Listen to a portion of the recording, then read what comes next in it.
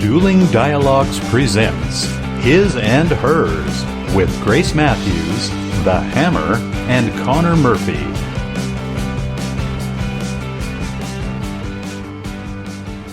Welcome to Episode 9 of His and Hers with Grace Matthews and the Caddy Man in the heart of the USA, Springfield, Missouri. Hi, you two. Hello, hello. Hey, what's going on? Not much. Just having a drink. Yeah. It's cocktail time. That seems to be the order of the day at this time, doesn't it? I'm kind of excited. We used to tape our shows earlier in the day, and now we tape them during happy hours so that the Caddy Man can join us. And then you just kind of feel okay about having a cocktail. Absolutely. Yeah. You can't do that when you're doing it at noon or 2. But remember, it's always 4 o'clock somewhere. That's right. Somewhere it is. And that's a good thing. We have a really, really great episode today. Okay. And I'd like to start it out with the thought of the day. Okay. I have everything I need for a happy life. Okay. You know, this one came about, we're going to be talking about obsessive-compulsive disorder. And the Caddy Man is going to share some first-hand experience with that. And so this thought of the day came about yesterday when my middle son was here doing some work, some landscaping. And he said, Mom, he goes, I have a really bad habit of window shopping. And he goes, then I always see all these things that I can't afford and I want. And I said, well, you know, the one thing you do when you go shopping is you should try to decide, am I really going to use this or is this going to clutter up my house? Right. And if I really think I'm going to use it, is it going to change my life? I mean, it can even change your life a little bit and be worth it. But so many things we purchase don't change our lives at all. Right. And then we got to have a junk room or something, or, you know, a storage unit, or, you know, clutter. Right. Clutter. And, you know, that's one thing that ties into obsessive-compulsive disorder, is a lot of people hoard things. And that's part of obsessive-compulsive disorder. They also will shop a lot. So, you know, think about it. Most people have everything in their life they need to be happy and to live a happy life. You know, we can always do better. Right. But happiness is going to be found where? Inside yourself. Perfect. Yeah, I agree. Now, here. Why do we do this show? Because we suck at relationships. Here. I say this every episode. It's still true today, just like it was on episode 1. You know, the truth hurts. It does. Every time she says that, the truth hurts. Yeah, he but grabs his chest every time I say that. But you got to look at it and admit that you can be wrong. You can make mistakes. Things can go good. Things can go terribly, terribly wrong. But they can also, all that can be overcome. You have to hang in there and make it happen and not give up, not get frustrated. Well, of course you're going to get frustrated, but just basically don't give up and don't let the frustration or the anxiety overcome you, and it'll all work out. Yeah, there's always an answer. Even though we've been really bad and we suck at it, we've had 32 years and we've had more good days than bad days. There you go. And so we're willing to share, you know, our bad days with you so that you don't have to have those bad days. And that's really pretty much how it is. So we're talking about obsessive-compulsive disorder today. You know, and one of my first questions, even though I would like to introduce the fact that the Caddy Man has had obsessive-compulsive disorder all his life. I mean, ever since his little crayon box, back when he was in kindergarten. He has lived with it, and he has been treated for the last 16 years. About 15 months ago, it got out of control again. And we have recently, I say we because I think it is a group family effort. We have stepped up treatment and done a lot of life-changing things. Good. And I'm going to let him talk about that in a little bit. But even though I've been through this for years, and my degree's in psychology, and of course we all know Howard Hughes. I mean, back when I was in school, they were still calling it the Howard Hughes Disease. Illness. Yeah, it really didn't have its own name.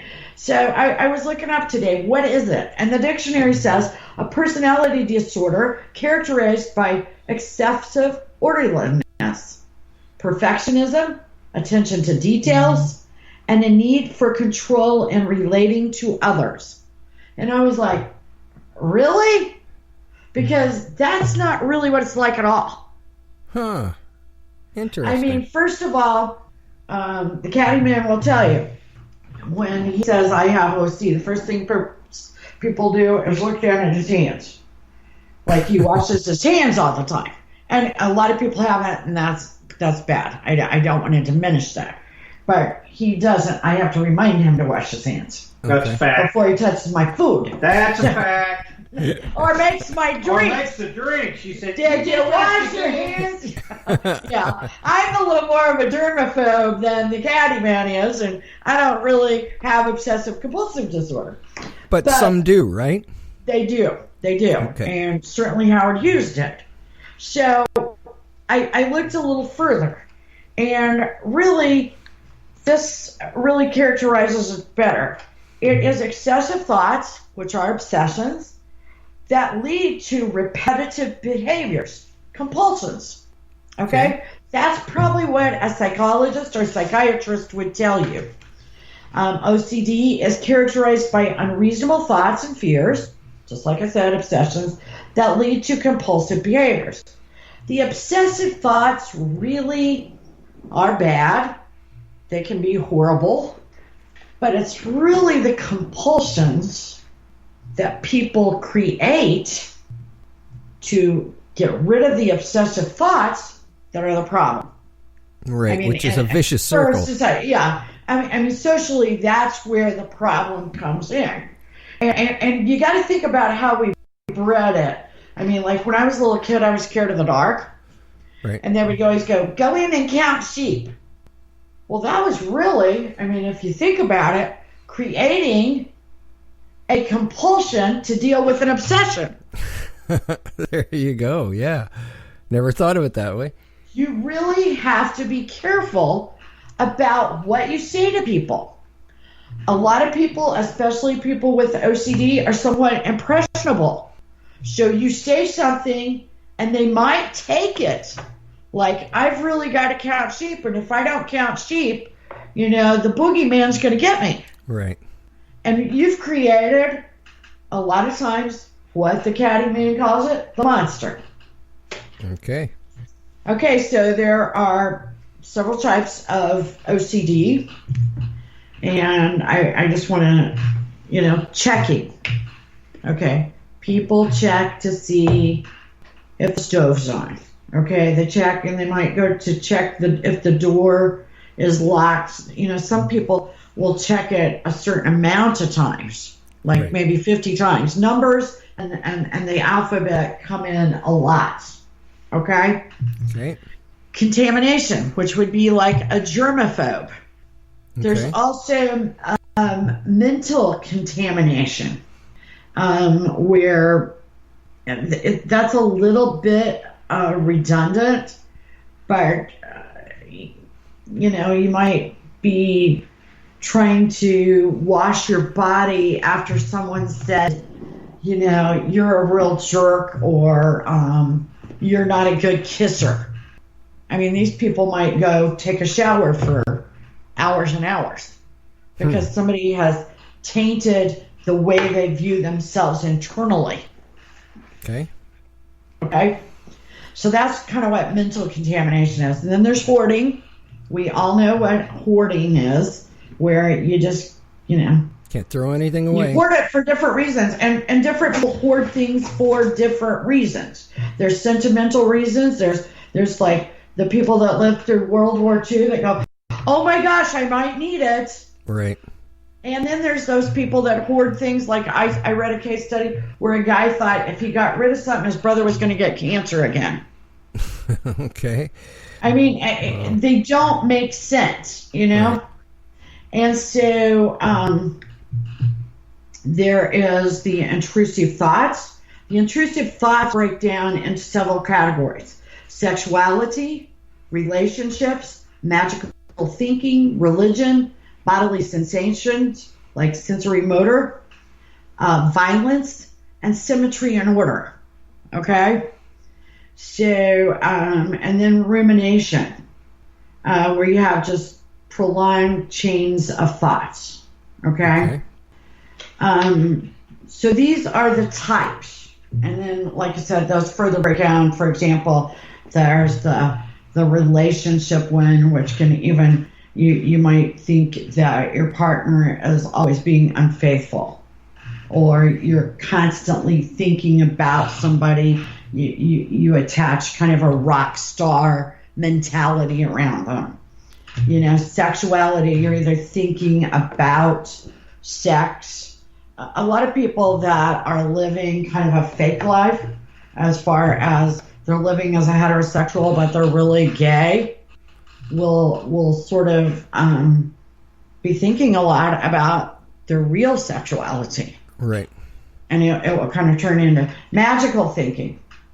If I do this, kind of like the guy thinking his dad, his brother was going to get cancer. That's kind of, negative magic, but also like, almost voodoo would be a little bit of that. Right. Where I'm going to think you're going to have a car crash because I hate you, Right. And, religion, we all know a lot about obsessive religions and what people will do. Violence, bodily sensations, where you might be hyper aware of breathing, your eyes blinking, or, swallowing, where right. you think too much about swallowing. And then violence. There are people, and these are not necessarily people that would ever act on the violence, but they might think about choking someone or killing their mother or whatever. And then symmetry and order is just like I said with the caddy man. He's often talked about, putting his crayons a certain way in his box in school as a very young age. Now, one thing we do know is that untreated or not treated enough, like that happened recently, is that it can become worse, and often does. If you look at the story, one of the best learning tools would be The Aviator, that Leonardo DiCaprio plays Howard Hughes. Right. And even though you may know somebody, or you may have OCD that is not germophobia, washing your hands, or some of the things that Howard Hughes has, you see to what extent someone will go to perform this ritual. I'm going to call it a ritual. I don't want to diminish it, but they are usually rituals, and it's a way for them to deal with anxiety. You almost always have to have anxiety first. 30% of the people also have depression. Okay, there's lots of treatments, and we'll get into those more. I want to just let the caddy man talk about a little bit of his experience. Like I said, today we're kind of into, what it is and get help if you haven't. This is just the first of what will probably be many episodes on OCD. Okay. That's true. From being a person that can talk about this firsthand, and since I have 67 years of experience with it, then I think I don't want to call myself an expert, but I definitely have lots of experience. I'd say you could be an expert. But the silly thing is, everybody does hear about the Howard Hughes deal, the washing the hands, the checking all the doors repeatedly. Everybody tries to make it to be something that's I don't know if you would call it silly, or those are the ones they always bring up. Even if you watch something on a YouTube, the first two things they bring up will be those two things. Right. And there are people out there that have those. We know that. But it can be as silly, and this is one of mine, and I'm just going to bring this up. I cannot stop the gas pump unless it's on what I consider an even number, a 0 or a 5. I will run it over to get it to that number, the last number. Okay. Now, that doesn't hurt anybody. That doesn't do anything, but I have to do that. Some people call it that they're superstitious, but it's a compulsive reaction that, in my mind, I have to do this because somewhere, somehow, something happened that I didn't do it that way, and something happened that I related it to not happening. I'm not doing it that way, and so therefore I've got to do it that way every time. Okay. And there's little things, but it is something that can be controlled with medicine. It can also be controlled by recognizing it. And behavior modification. And then changing it, yes. And that is what happens is if it gets out of control, you cannot admit then, or you're not admitting to yourself that you have a problem, that the problem's gotten out of control. You just see yourself as still doing the, let's say, habit, or what I call it is order. If I break the order or the chain, then I would think bad things would happen because at some time in my life, I didn't do things in the right order and something happened that I can relate to that was bad. Of course, that could have been that I ran out of soda. I mean, it could be that, God, I didn't buy enough beer that week. So it doesn't have to be related. No. And that's what, and people, there are so many people out there, and I want to say this, and I want people to really listen to me. There are so many people out there that have these addicting behaviors that need to get help. You're not crazy.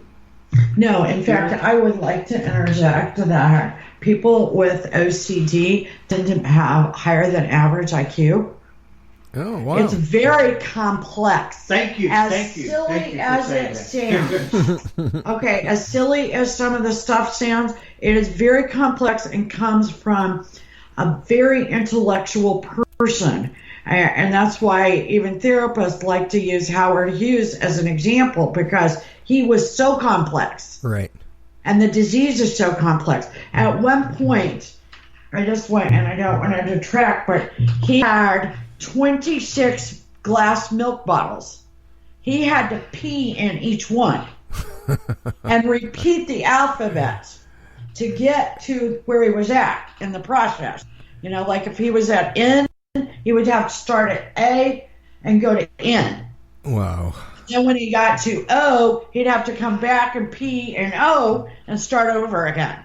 Wow. Repeating them. And this was one of the very first billionaires ever. Huh. Okay.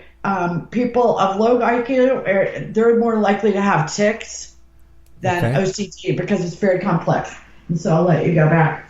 Well, and just to the point I was trying to make is, don't be embarrassed by admitting it. Grace and I make a joke and I told her about this morning.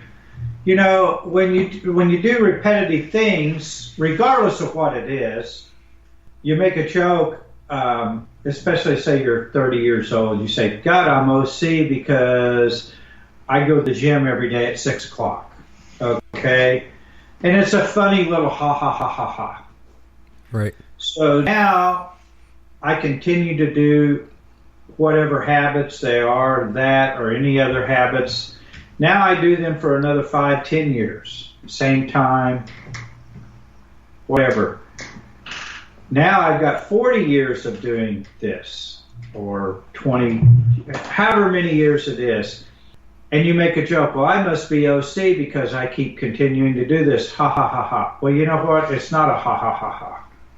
Well, you can't let those go because they do turn into more serious things. Exactly. That's the biggest, scariest thing about this problem, is it manifests itself into other problems, the anxiety, and then with the anxiety and the compulsions, it can generate into compulsive lying, because you are going to make that whatever it is happen come hell or high water, because you have said, you have got it built up in your mind that I cannot move on, I cannot finish my day, I cannot be successful. You can come up with every excuse in the world if I don't complete that task, whatever it is. If it's peeing in a milk bottle, which you don't do. Which I must admit, I have not done that one. Now, I've peed in some beer bottles on road trips.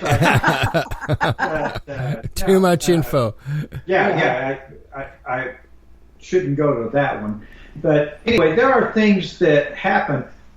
But the biggest thing about this problem is, first of all, admitting that you have it, and then seeing the problem happen. Well, and I want to say, as somebody that has been watching out since one reason this got so bad 15 months ago again, is that, first of all, you start decoding medicine. That's why you do need to go through the behavior management, which the Caddy Man is now going through. But I let little things go with him. Like, he has his closet in order of days. So he has a Monday outfit, a Tuesday outfit, and I was like, who's that hurting? Well, it does hurt because it's rewiring your brain and setting it up for bigger and worse things, which is what happened. I knew he was doing some of these things again. Right. But I'm like, who cares? Right. You know, if he wants to wear gray on Mondays, it's not hurting anyone. Yeah, exactly. Except that, as one of the therapists explained, it's like a gate in your brain. If you can imagine a gate in your brain, and it's opened up, okay? And this is the way the information is flowing. So those little things are setting the stage for the big thing. If you don't shut that gate, the big thing's coming. Right. And that's a promise. Yeah, so what happens is people do not understand that the small problem manifests into a big problem. Just like Grace was saying, that being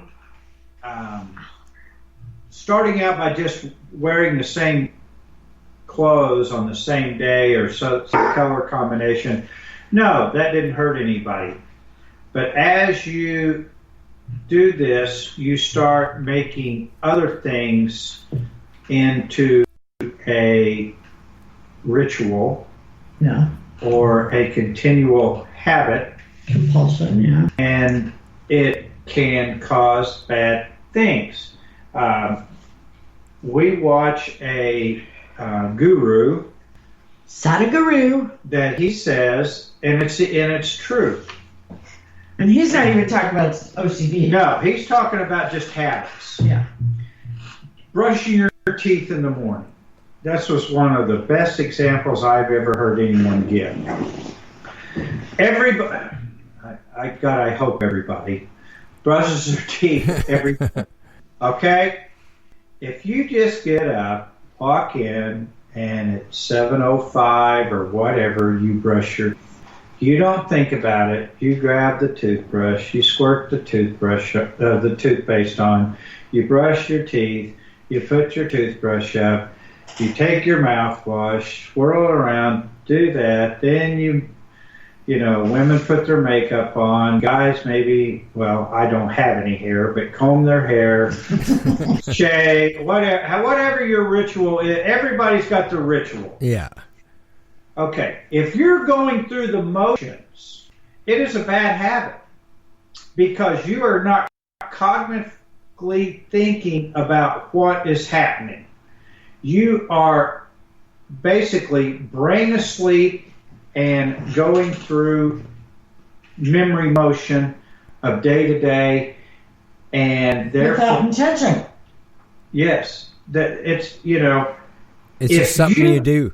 You just do it. Now, if you can wake up and walk down there, and as you're brushing your teeth, go, I'm glad I'm doing this because I sure as to hell hope that my breath doesn't kill anybody today that I talk to when you're in the public like I am. Or I know that my wife is not going to kiss me if I smell like last night 4 beers or whatever. So, I mean, it doesn't have to be a monumental, like you're changing the world type of cognitive thinking. It's just got to be a thought. Just a thought. Break that habit. Everybody, that's the biggest thing. Break the habit. Be aware. Think. Think, why am I doing this? Doesn't matter what it is. The least little thing. I have changed my, I'll just give one more little example here. I don't want to just go on, but work habits.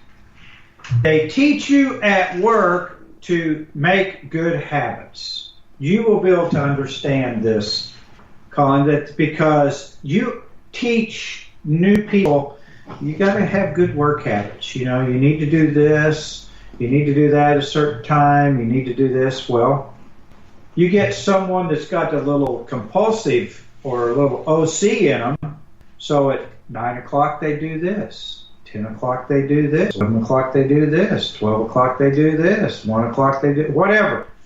It gets to be a habit. Well, that can make them a very successful person because they are trained or have that in their DNA now that that's what they do, so therefore they get their jobs done, work production's good. However, mentally, they're destroying them. Because they are not thinking, they are not saying, okay, why can't I do the 2 o'clock at 9 o'clock? Exactly. And what are you missing when you're turned into that robot? Yes, and I had a little joke I used to say all the time when people would say, well, hey man, hey, what's going on? How's things going? Well, just like Groundhog Day. Anybody's ever seen the movie Groundhog Day? Yeah. Every day's the same until Bill Murray decides to start changing it. And that's the one thing the Caddy Man says all the time. You have to change. And I have been one of the biggest fighters of change at work. They hated me because, God, we have gone through 3 or 4 different computer systems, and I just throw a fit every time because I'm not the most internet savvy person out there. I have to do things over and over, so learn it. And about the time it seems like I was getting the system down, we would change. And as we get older, that is not good. But I have learned now, as Grace said earlier, the COVID-19, that was actually helped turn my life back around and get headed in the right direction. And seeing that it had returned and gotten out of control, where she wasn't around me 8 to 9 hours a day because I was at work, she did not see me back into that pattern thing. All right. By being under her surveillance, and I do say surveillance. Yeah. Well, I just want to interject something that's so funny, because the very first night he came home, we went up to bed, and we knew he was going to be home a few weeks on furlough, because of the COVID-19 thing. I said, first of all, I'd like to introduce you to your wife. Secondly, I'd like to welcome you to my home. Obviously, it's been his home. Right. They had never really visited here. Right. And he looks at me like, oh my God, I'm scared to death. And I kind of knew nothing was ever going to be the same again. I did not know his OC had gotten this bad again. Right. But I think that's true, though. Yes. Somehow I had some sort of gut feeling that said, welcome to my home. You might like. I did say you're never going to want to leave. So you're basically saying push yourself into change. Exactly. You have to. Because the redundancy will lead you down a wrong path. Now, as I was saying about the work thing, you still can get all your stuff done. Right. There's things, as you know, from running companies and handling people. First of all, people work in different speeds. They handle things differently. But by the end of the day, if you get everything done you're supposed to do, it doesn't really matter how you get it done, does it? Right. No. It's getting it done. But don't fall into that trap that I have to do this at this time. I have to do it this way. No other way will work. It is so easy to trap your mind. Will play tricks on you if you allow it to. And mind is a powerful, powerful, powerful thing. And if you are not constantly aware that you are the controller of your mind, not the mind is the controller of you, it will do what you tell it to do. But if you don't, it will take over everything that you do, and it will make you do things you do not want to do, and it will make, then all of a sudden you realize that you're doing things, why am I doing this? And it is something that can be taken care of, but recognize, I guess that's what my point is, what I want to do. I want to help other people. Okay. I let it get too far. I did ask a family physician for help on. They do not like to get involved in these type of diseases, or not diseases, but these types of situations. And since they kind of put up a little, I ignored it. I thought, well, if he's not seeing it, maybe it's not like I think it is. But I was so wrong. Go get it checked out. It's not hard to get checked out. You can find out if it's getting out of control. You can find out if you have it. And if you have it, that doesn't mean that you're bad. It doesn't mean you're crazy. It doesn't mean anything. It means you have a problem. So where do you go for help? You can get medicine. But most of all, getting help is recognizing that you have a problem. There are a lot of people that can even get if your case is not too severe, you can get it from self-help books, you can get it from the internet. If the rule of thumb, and I'm not a doctor, I don't want to say that, is that if it is taking up more than an hour of your day, then it is clinical, and you do need probably the help of a therapist, a psychiatrist, or a family physician that is very savvy. Be careful of the family physicians. For one thing, for example, at one point they wanted Caddyman to go out and off of his medicine for 6 weeks and then start a new one. Ew. Oh, no. He mischaracterized that really bad, that we knew that was never going to work. So that's why he didn't get help like a year ago. Right. Extra help, because the a family physician who was already giving him medication, based on a previous doctor, didn't see it as being bad enough. But he didn't ask enough questions. Right. And then there's always the idea that someone with OC will play it down. Yes. They will do that. In fact, in certain situations, they will do just about anything to keep the compulsion going. Right. Yes, they will. And there's another, I don't want to say it's a myth because it's not a myth. There's one of those that said, I read that a guy thought that if he didn't do this, that if he did not perform this certain act every day, he would die. Yeah. He would not see tomorrow. Now, I want to add that is the very extreme. Right. But I'm going to add to what Grace just said. When the OC's got you and the compulsion from the OC has you, performing that act is the most monumental thing that happens during your day. Just perform that act. I'm not saying that the world needs to change, that it doesn't have to hurt anybody, but that act has to happen in some way, some form, and that's when you are out of control. And then another way they kind of decide how bad you are, how bad your OCD is, not how bad you are, that was a bad statement, but is your intentions. I'm just going to use the hand washing, which I know Caddyman hates because that's kind of the stereotype. But okay, what are your intentions? Are you washing your hands because you don't like germs?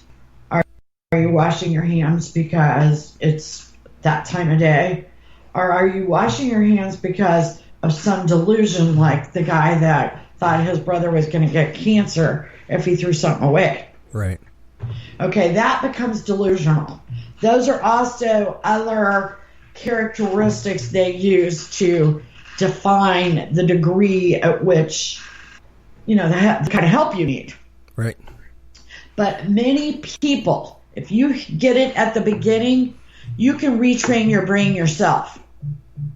But now, if you're spending more than an hour a day, and if your compulsion is destroying life, meaning you will do absolutely anything to make that happen in a day or provide that time in that certain place, you must get professional help. Okay. All right. Well, this, I must give it to you, Caddyman, must not be easy to talk about. It would have been until I look back now at some of the consequences that my affliction has had on my family. And the biggest thing is I should have recognized that the problem had gotten out of control, and that's what has kind of made me come forth and want to help other people with this, is knowing what it can lead to. And I don't want people, it's kind of like your children. When we had the episode a few weeks ago about parenting and taking care of your kids, I do not want my children or anybody else's children making the same mistakes I did. Right. I want them to know that there's nothing wrong with having this. It's very curable. Any therapist will tell you that. You can even, as Grace said, you can do it without medicine. The reason why I need medicine probably more than other people is because I've been doing it too long. Yeah. And if I can stop someone that's in their early age, once you learn how to stop it, it's not that hard to stop it. Right. It's just recognizing the problem. It's almost like a traffic light. If you don't know what red means and what green means, and you pull up to that, you come up that light every time, you might not make the right decision. If you know that the red means stop and the green means go, you're probably going to make the right decision. Now, there might be some idiot coming the other direction that doesn't, but you can cut a lot of the pitfalls out and live a very happy and successful life, and it can all be good. And I'm just saying that I just want to relay my story and my experiences with it, because I want people to know the truth of it and the way it reacts, not the extremes that they have, that it can be anything as simple as wearing the same outfit on Mondays, Tuesdays, and Wednesdays, or putting the silverware away the same way, or stacking the glasses in your cabinet. It can be anything as simple as that, or how many times you brush your hair in the morning. Any sequence that you have gotten yourself into can turn into something worse. So just be aware of it and stop it before it happens. Yeah, well, thank you very much. We'll have to do more of these episodes for sure on OCD, because I tell you, I've learned a lot today. So thank you. Absolutely. And we'd like to end our show with our affirmation. And remember, affirmation is not necessarily something that is true, but something you're working on. Right. And it's a way of affirming that. So we are messengers in love, happy, healthy, financially prosperous, great partners and parents. We are charitable, energetic, creative trendsetters that experience success every day. Hear, hear. Thanks for listening, and thanks to the Caddy Man for telling us the story. Yes, all absolutely. Right. I hope everyone tunes back next week, and we'll see you then. All right. Thanks for listening, everybody. Godspeed, you two. Godspeed.